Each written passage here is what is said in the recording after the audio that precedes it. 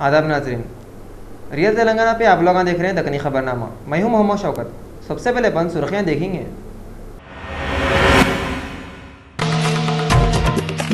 शहर हैदराबाद के पुराने शहर के तारीखी बीबी के अलम का जुलूस मंगल के दिन पुरअमन तरीके से गुजर गया। पुलिस वाले सिक्योरिटी के जबरदस्त इंतजाम करे थे। तेलंगाना हुकूमत का ऑपरेशन आकर्ष जोरों पे चल रहा। टीडीपी के बाद अब कांग्रेस के एमएलए भी टीआरएस में जाते हैं। रियासत तेलंगाना का पहला बजट सेशन 5 नवंबर को शुरू होके 5 दिसंबर तक चलता है। और दिल्ली में कोई भी पार्टी हुकूमत बनाने तैयारी नहीं है, बल्कि लेफ्टिनेंट गवर्नर नजीब जंग प्रेसिडेंट ऑफ इंडिया से असेंबली डिसॉल्व करो बोल के सिफारिश करे। अब अपन खबरें तफसील से देखेंगे। हैदराबाद के तारीखी बीबी के अलम का जुलूस पुरअमन तरीके से गुजर गया। पुलिस कमिश्नर महेंद्र रेड्डी अलम पे ढट्टी चढ़ाए। कुतुबशाही दौर से चलते आ रहा तारीखी बीबी का अलम का जुलूस मंगल को पहले की रिवायत के वैसिच दबीरपुरे से निकला। इसमें अलग अलग मातम करने वाले अंजुमना मातम का नजराना पेश करे। दूसरी तरफ शहर के अलग अलग जगहों पे जलसा याद हुसैन के महफिला हुए। इसके वास्ते सिटी पुलिस वाले सिक्योरिटी के अच्छे इंतजाम करे थे। ये बीबी के अलम का जुलूस पुराने शहर के अलग अलग एरियों से गुजरा और सिक्योरिटी के वास्ते rapid action force, CISF, CRPF और बीएसएफ के कितने की जवान ड्यूटी पे लगे हुए थे। कमिश्नर पुलिस महेंद्र रेड्डी पहले से एक ऐलान करे थे कि बीबी का अलम का जुलूस जो रास्तों से गुजरेगा वो रास्तों पे जाने वाली ट्रैफिक की रूट चेंज कर देंगे। अलावा बीबी के पास से आने वाले गाड़ियों के रास्ते सुनार गली, टी जंक्शन से दबीरपुरा दरवाजा और याकुतपुरे की तरफ मोड़ दिए थे। ऐसे पूरे रास्तों पे ट्रैफिक के इंस्ट्रक्शन लगे हुए थे, जिसकी तरफ से किते की रास्तों पे गाड़ियों की पोजीशन बदल दिए। बाद में कमिश्नर पुलिस पब्लिक से अपील करे थे कि ट्रैफिक के जो इंस्ट्रक्शन है उस पर अमल करे तो जुलूस आसानी से और सुकून से गुजरता। उस वक्त पे जीएचएमसी के लोग भी रास्तों पे साफ सफाई के अच्छे इंतजाम करे थे और अकीदतमंदों के वास्ते पानी और दूसरे कित्ते की सहूलत दिए थे। सारी दुनिया में 10 मुहर्रम को रसूल अल्लाह सल्लल्लाहु अलैहि वसल्लम के नवासे हज़रत हुसैन रज़ी अल्लाह तआला अन्हु की शहादत की तारीख के मौके पे मुसलमाना हज़रत हुसैन रज़ी अल्लाह तआला अन्हु और उनके अहलो अयाल और साथियों के कारनामों को खिराज अकीदत पेश करे। हिंदुस्तान भर में खास तौर पे हैदराबाद में न सिर्फ मुसलमान बल्कि गैर मुस्लिम भाइयाँ और बहना भी शहादत हज़रत हुसैन रज़ी अल्लाह तआला अन्हु के सदियों बाद भी अपने अपने अंदाज में हज़रत हुसैन की बेमिसाल कुर्बानी को याद करे। लोग जगह जगह मुख्तलिफ खानों से और शरबतों से एक दूसरे की खातिर तवाज़े कर रहे थे। न सिर्फ हैदराबाद बल्कि डिस्ट्रिक्टों से भी किते की औरतें और मर्द मुहर्रम देखने आते रहे। मुहर्रम के जुलूस के वक्त खाली सरकारी नहीं बल्कि सियासी लोग और कारोबारी लोग भी अपने अपने तौर पे आवाम की खिदमत में लगे हुए थे। मातम करने वालों के वास्ते एहतियात के तौर पे एम्बुलेंसा भी साथ साथ चल रहे थे। तेलंगाना बनने के बाद ये पहला मुहर्रम है। पुलिस का बंदोबस्त तारीफ के काबिल था।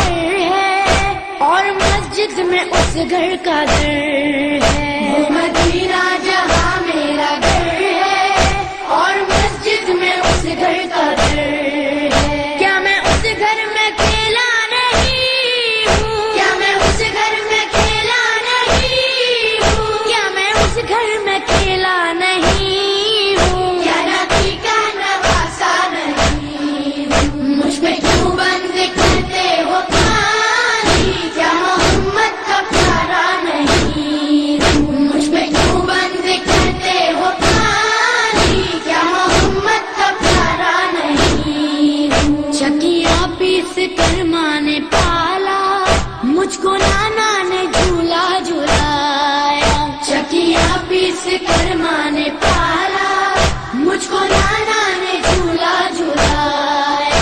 अपना बचपन में भूला नहीं हूँ, अपना बचपन में भूला नहीं हूँ, अपना बचपन में भूला नहीं हूँ, क्या नबी का नवासा नहीं हूँ, मुझ पे क्यों बंद करते हो पानी, क्या मोहम्मद का प्यारा नहीं हूँ, मुझ पे क्यों बंद करते हो पानी, क्या मोहम्मद का प्यारा नहीं हूँ। कमली वाले के लब चूमता था, कितना प्यारा मेरा बचपना था, कमली वाले के लब चूमता था, कितना प्यारा मेरा बचपना था।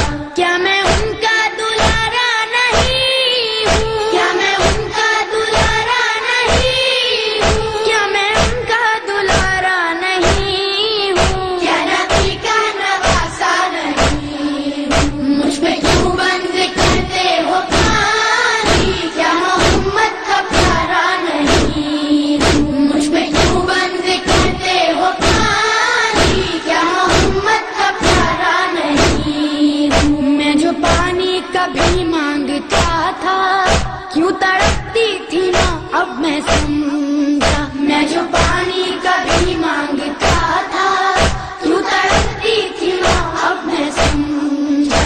पास असगर के जाता नहीं हूँ, पास असगर के जाता नहीं हूँ, पास असगर के जाता नहीं हूँ, क्या नबी का नवासा नहीं हूँ, मुझ पे क्यों बंद करते हो पानी, क्या मोहम्मद का प्यारा नहीं हूँ, मुझ पे क्यों बंद करते हो पानी, क्या मोहम्मद का प्यारा नहीं हूँ। मैं जो चाहूँ बरस जाए बादल, हूँ मैं डूबा नजर आए मुक्त। तेलंगाना हुकूमत का ऑपरेशन आकाश रियासत तेलंगाना में जोरों पे चल रहा। टीडीपी के लीडरों के बाद अब कांग्रेस के एमएलए टीआरएस की कार में बोले तो टीआरएस पार्टी में जा रही। तेलंगाना की हुकूमत वाले तेलंगाना में शुरू करे सो ऑपरेशन आकर्ष बगैर रुके के चल रहा। टीडीपी के थोड़े लीडरां साइकिल को छोड़ के कार में बैठे। उनके बाद अब कांग्रेस के लीडरां कांग्रेस का हाथ छोड़ के टीआरएस का हाथ पकड़ना चाह रही। तेलंगाना असेंबली के पहले बजट सेशन से पहले 3 कांग्रेस के एमएलए अब टीआरएस की कार में सियासी सफर करना चाह रहे कहते। ये कांग्रेस के एमएलए टीआरएस के सदर और तेलंगाना के चीफ मिनिस्टर केसीआर से मिल के अपने फैसले के बारे में बता दिए। ऐसा मालूम हुआ एक और टीडीपी के एमएलए साइकिल से उतरना और कार में बैठना चाह रहे। रियासत तेलंगाना की हुकूमत वाले अपने पहले बजट सेशन की तैयारियां शुरू कर दी है, जो कि 5 नवंबर से 5 दिसंबर तक चलता कते। रियासत तेलंगाना की हुकूमत वाले अपने पहले बजट सेशन के वास्ते तैयारियां शुरू कर दिए। ये बजट सेशन 5 नवंबर से शुरू होकर 5 दिसंबर तक चलता कते। आप लोगों को याद होगा ये तेलंगाना का पहला बजट सेशन है और 5 नवंबर को यानी पहले ही दिन खजाने के वजीर ई राजेंद्र अपना पहला बजट पेश करेंगे और उनके बजट के बारे में बहसा 7, 8 और 9 नवंबर को होते कते। हुकूमत का बोलना है ये बजट तेलंगाना के लोगों की मर्जी के हिसाब से रहता कते। रियासत तेलंगाना के चीफ मिनिस्टर के चंद्रशेखर राव मंगल के दिन राजभवन को जाके गवर्नर ईएसएल नरसिम्हन को सालगिरह की मुबारकबाद दिए। रियासत तेलंगाना के चीफ मिनिस्टर के चंद्रशेखर राव मंगल के दिन राजभवन को जाके गवर्नर ईएसएल नरसिम्हन से मिलकर उनको सालगिरह की मुबारकबादी दिए और उनको एक मोमेंटो भी गिफ्ट करे। केसीआर के साथ तेलंगाना रियासत के कैबिनेट के मिनिस्टरां भी गवर्नर को फूलों के बुके दिए और सालगिरह की मुबारकबादी दिए। दोनों रियासतों के चीफ मिनिस्टर चंद्रबाबू नायडू और केसीआर गवर्नर को अपने अपने रियासतों के प्रॉब्लम उनसे मिल के बताए। रियासत आंध्र प्रदेश के chief minister N Chandrababu Naidu मंगल के दिन गवर्नर ES नरसिम्हन से मिलकर दोनों रियासतों में चल रही सियासी जंग के बारे में बताए। मंगल के दिन रियासत आंध्र प्रदेश के chief minister N Chandrababu Naidu governor से मिलकर दोनों रियासतों तेलंगाना और आंध्रा में चल रही सियासी जंग के बारे में बताए। ये जंग दिल्ली और गवर्नर के कोर्ट में भी चल रही। दोनों रियासतों में लाइटों और पानी के प्रॉब्लमों पे बहसा और लड़ाइयाँ हो रही और ख़त्म होने का नाम नहीं ले रही। पीर के दिन रियासत तेलंगाना के चीफ मिनिस्टर के चंद्रशेखर राव भी गवर्नर ESL नरसिम्हन से मिले थे और Krishna water board, Srisailam water project और लाइटों के प्रॉब्लमों के बारे में बातें करे थे। YSR कांग्रेस पार्टी के सदर जगन मोहन रेड्डी 4 नवंबर को आंध्र प्रदेश के CM चंद्रबाबू नायडू पे ओंठ लेते हुए बोले, चंद्रबाबू नायडू के इलेक्शन में करे सो वादे खोखले साबित हो रहे। मंगल के दिन मीडिया वालों से बातें करते हुए जगन मोहन रेड्डी बोले, चंद्रबाबू नायडू आंध्रा के हर एक आदमी को नौकरी देते बोल के यकीन दिलाए थे मगर फेल हो गए और नौकरी नहीं दिलाए तो 2000 रुपये मुआवजा देते बोले थे। जगन बाबू पे पुकार लेते हुए बोले, कर्जों की माफ़ी के बारे में चंद्रबाबू नायडू पहले दस्तखत करे थे, वो वादा अभी तक पूरा ही नहीं हुआ। जगन बोले, बाबू की पब्लिसिटी खत्म नहीं हो रही, उन लोगों के प्रॉब्लम क्या सॉल्व करेंगे। చెప్పుకుంటూ రావడమే కాకుండా టీవీలలో కూడా పెద్ద పెద్ద అడ్వర్టైజ్మెంట్లు వేశారు. గ్రామాలలో అయితే పెద్ద పెద్ద ప్లై కార్డులు పెట్టి పెద్ద పెద్ద గ్రామాలలో అయితే పెద్ద పెద్ద హోర్డింగ్లు పెట్టి ఆ హోర్డింగ్లకు లైట్లు కూడా పెట్టారు. లైట్లు కూడా పెట్టి ఎవరైనా ఏమైనా మిస్ అయిపోతారేమో, కనపడకుండా పోతుందేమో, ఎన్నో హోర్డింగ్లలో ఇది కూడా హోర్డింగ్ మిస్ అయిపోతుందేమో, కానీ అలా మిస్ కాకూడదు, ప్రతి ఒక్కరూ చూడాలని చెప్పి ఆ హోర్డింగ్లకు లైటింగ్ కూడా పెట్టాడు. आंध्र प्रदेश के मिनिस्टर देवीनेनी उमा 4 नवंबर को TRS हुकूमत पे इल्ज़ाम लगाते हुए बोले, तेलंगाना हुकूमत वाले कृष्णा वाटर बोर्ड की खिलाफ वर्जी कर रहे हैं। मंगल के दिन देवीनेनी उमा सेंटर के मिनिस्टर उमा भारती से मिलने के बाद मीडिया वालों से बातें करते बोले, श्रीशैलम की हकीकत के बारे में उन्होंने उमा भारती को बताया गए थे। उन्होंने बोले, कृष्णा वाटर बोर्ड के फैसले के बीच में आए सवालों को हरगिज बर्दाश्त नहीं करते और ये फैसले के बाद ही श्रीशैलम में करंट बना रही। इन्होंने बोले, श्रीशैलम से करंट बनाने से रायलसीमा को नुकसान हो रहा। देवीनेनी उमा बोले, दोनों रियासतों के ऑफिसर मिल के बात करे बाद ही बोर्ड वाले फैसला लिए थे। బోర్డు పరిధి ఉంటుందో తప్ప మరి మంత్రులుగా దాని మీద నిర్ణయాలు తీసుకోవటం నిన్న చెప్పడం జరిగింది. మళ్ళీ ఈరోజు మీకు కూడా చెప్తున్నామని చాలా స్పష్టంగా మంత్రి గారు చెప్పారు. ఆదేశాలను వైలేట్ చేసి తెలంగాణ ప్రభుత్వ ఈరోజు పవర్ జనరేట్ చేయటం అనేది కరెక్ట్ కాదు. कांग्रेस के MLA जीवन रेड्डी 4 नवंबर को तेलंगाना के CM KCR पे इल्ज़ाम लगाते हुए बोले, KCR सियासी लीडरों को और MLAs को अपनी पार्टी की तरफ पलटा ले रहे कहते। मंगल के दिन मीडिया के लोगों से बातें करते हुए जीवन रेड्डी बोले, दूसरे पार्टियों के लीडरों और MLA को चीफ मिनिस्टर KCR अपनी तरफ खींच ले रही, ये कानून के खिलाफ वर्जी है। जीवन रेड्डी सेंटर से डिमांड करते हुए बोले, KCR को नाअहल करार दे देना। तेलंगाना प्रदेश कांग्रेस कमेटी के सदर P लक्ष्मैया रियासत तेलंगाना और रियासत आंध्र प्रदेश के चीफ मिनिस्टरों के ऊपर पुकार लिए। मंगल के दिन मीडिया वालों के सामने तेलंगाना प्रदेश कांग्रेस कमेटी के सदर P लक्ष्मैया इल्ज़ाम लगाए कि KCR किसानों के प्रॉब्लम दूर करने में नाकाम हो गए। उन्होंने TRS की हुकूमत पर लाइटों के प्रॉब्लम हो रही तो भी लोगों की कुछ भी मदद नहीं करने का इल्ज़ाम लगा के ओंठ लिए। P लक्ष्मैया बोले, KCR 350 किसानों के और उनके फसलों के नुकसानों के जिम्मेदार है। उन्होंने रियासत आंध्र प्रदेश के chief minister N Chandrababu Naidu पे भी ओंठ लिए और बोले, दोनों रियासतों के चीफ मिनिस्टर मिल के लोगों को धोखा दे रहे कहते।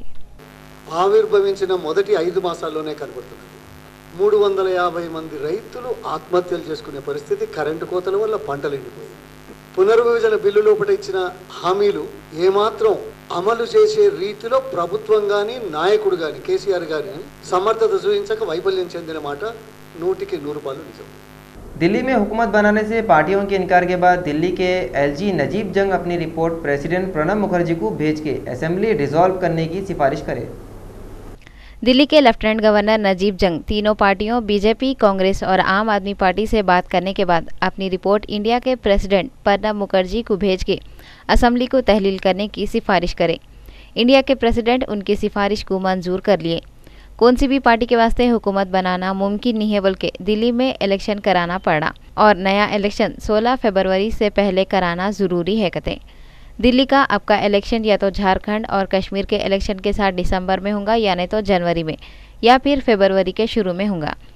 जैसे इलेक्शन होने का यकीन हो गया, सब पार्टियां कमर कस के मैदान में उतरने की तैयारियां शुरू कर दिए। ये तैयारियों में सबसे पहली तैयारी अपने मुंह मियाँ मिट्ठू बनना, दूसरों के चुगलियाँ रोना है। अपने हिमाकतां दूसरों के बुराइयां पहले दिन से शुरू हो गए। बीजेपी वाले आम आदमी पार्टी को कन्फ्यूज, खुदगर्ज और यू टर्न लेने वाली पार्टी बोल रहे। आम आदमी पार्टी के मनीष सिसोदिया बोले हम 8 महीनों से इलेक्शन कराओ बोल रहे थे। उन्होंने बोले मुकाबले की रेस से कांग्रेस कब की हट गई, अब बीजेपी और आम आदमी पार्टी भागम भाग करेंगी। कांग्रेस, आम आदमी पार्टी और बीजेपी तीनों को भी अपनी कामयाबी का यकीन है। 4 नवंबर को अरविंद केजरीवाल के घर पे आम आदमी पार्टी के लीडरों की और बीजेपी ऑफिस में बीजेपी के लीडरों की मीटिंग हुई। बीजेपी जगदीश मुखी को दिल्ली का सीएम बनाना चाह रही थे। जगदीश मुखी हरियाणा इलेक्शन में अहम रोल अदा करे थे। ये बारे में बीजेपी के लीडर प्रभात झा बोले दिल्ली का सीएम कौन बनेगा ये अभी जाहिर नहीं करेंगे। उन्होंने बोले हम तरक्की के नाम पे इलेक्शन लड़ेंगे। दिल्ली कांग्रेस के सदर और एमएलए अरविंद सिंह लोली बोले हम इलेक्शन के वास्ते एकदम रेडी है। हम बहुत दिनों से असेंबली को तहलील करके फिर से इलेक्शन कराओ बोल रहे थे। इंडिया के पीएम नरेंद्र मोदी 7 नवंबर को उनके पार्लियामेंट के एरिए वाराणसी को जा रहे हैं। वहाँ पे इन्हों 2 दिन रह रहे थे। पीएम नरेंद्र मोदी अपने पार्लिमानी हल्के वाराणसी को 2 दिन के वास्ते जा रहे हैं। उन्होंने ये दौरा 7 नवंबर से शुरू कर रहे हैं। नरेंद्र मोदी वाराणसी और वडोदरा से पार्लियामेंट का इलेक्शन लड़े थे। वाराणसी से उनका मुकाबला आम आदमी पार्टी के बड़े अरविंद केजरीवाल कर रहे थे। वाराणसी और वडोदरा दोनों जगहों से नरेंद्र मोदी जीते थे। इलेक्शन के बाद मोदी अपने हल्के वाराणसी को पहली बार जा रहे हैं।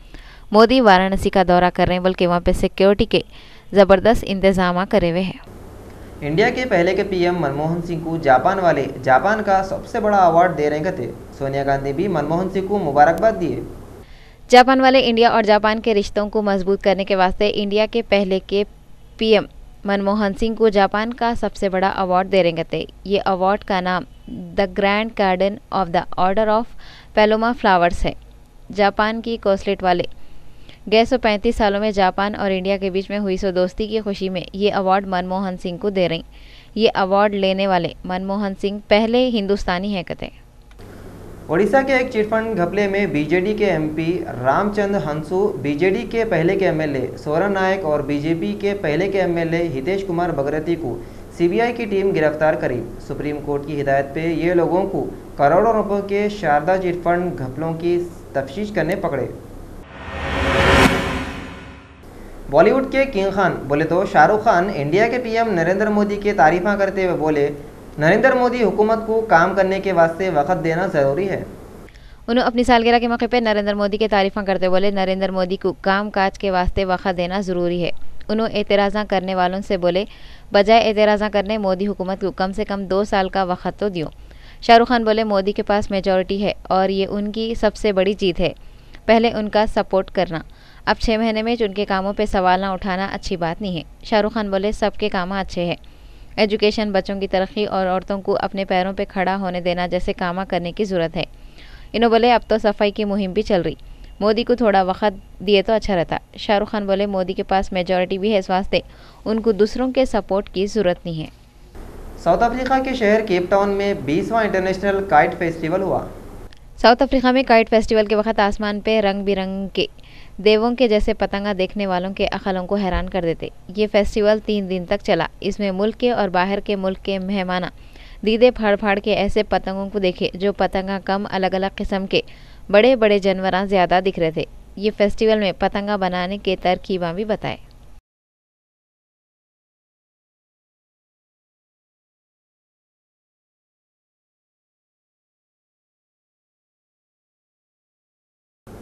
आखिर में फिर एक बार सुर्खियां देखेंगे।